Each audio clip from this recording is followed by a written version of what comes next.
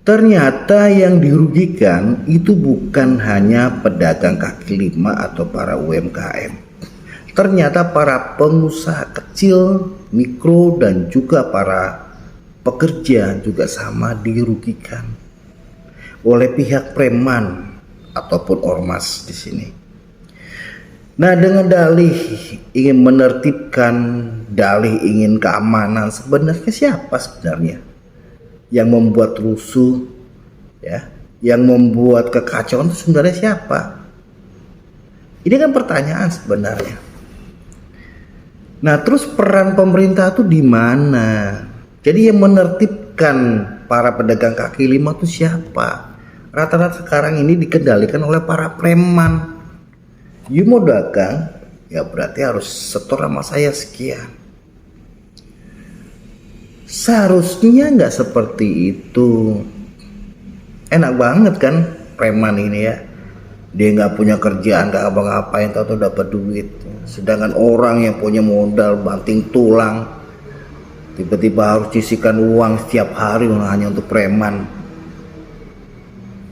Yang menertibkan menurut saya, ya kalau salah tolong dikoreksi. Kalau nggak salah penertiban ini dilakukan oleh Trantip atau Satpol PP. Satpol PP mengizinkan para pedagang kaki lima untuk berdagang berjualan, bukan para preman.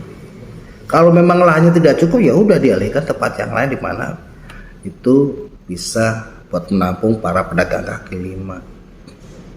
Sebenarnya tidak masalah pedagang kaki lima itu dimintain uang, misalkan uang kebersihan atau uang apa gitu kan, tidak keberatan.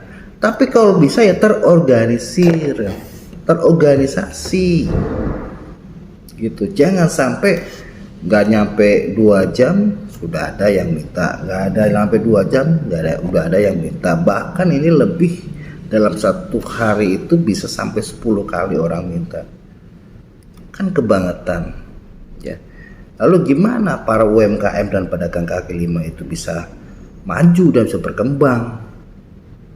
Dan para pengusaha mikro dan para pekerja juga sama, mereka juga dirugikan. Kenapa? Karena terlalu tingginya pungli ini, terlalu tingginya pungli yang membuat mereka berpikir 2 kali dan akhirnya mereka tidak melanjutkan usahanya. Dan akibatnya apa?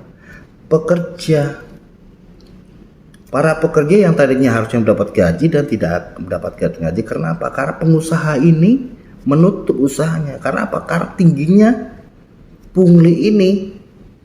Nah, itulah yang menyebabkan para usaha-usaha yang seharusnya beroperasi tidak beroperasi. Banyak contoh bro, banyak contoh ya kan.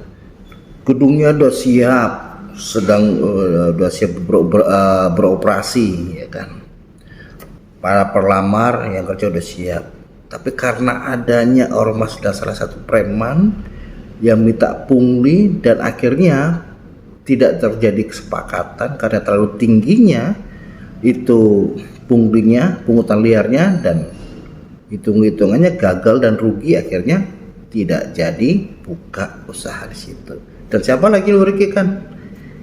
Ya banyak masyarakat yang ingin cari kerja. Nah, itulah yang jadi pertanyaan sekarang, fungsinya apa sih ormas itu? Kan organisasi masyarakat, fungsi apa? Coba teman-teman jelaskan apa sih fungsinya, dan keuntungannya apa untuk kita? Apa untungnya dan apa ruginya? Mungkin netizen bisa memberikan penjelasan dan pemasukan buat saya, apa sih fungsi ormas? Kalau preman jelas, preman ini jelas sampah masyarakat ya, bisa dikatakan ini ya benalu masyarakat. Enggak pantas kalau ada preman. Yaitu siapa yang nanti yang harus membasmi ya? Para Satpol PP dan para kepolisian. Nah, mereka sudah bergerak belum ya, kita nggak tahu. Oke, itu aja teman-teman ya, terima kasih.